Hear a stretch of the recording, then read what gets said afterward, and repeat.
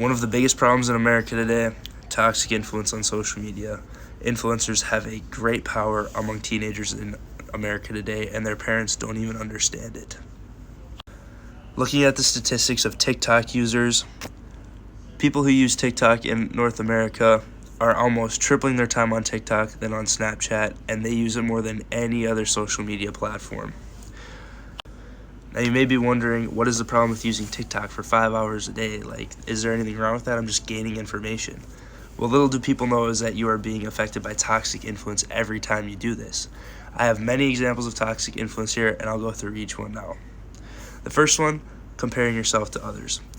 When teenagers go onto TikTok, they are influenced by bodybuilders and models, but little do they know is that these models are only posting about their best selves, and they're using filters, and they're not posting about what they look like outside of the modeling world.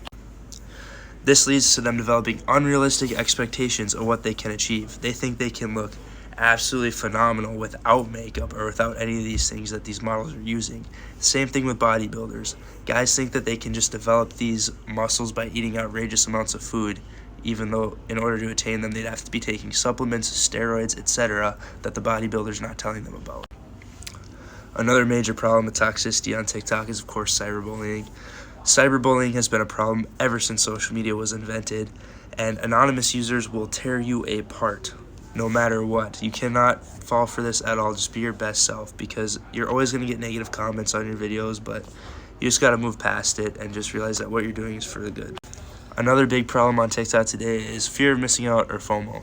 This is a big problem because teens view these products that celebrities are using, and they're like, oh, this celebrity's living their best life. They're having so much fun because of this product.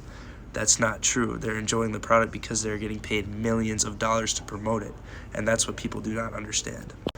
The last use of toxicity on TikTok is eating disorders.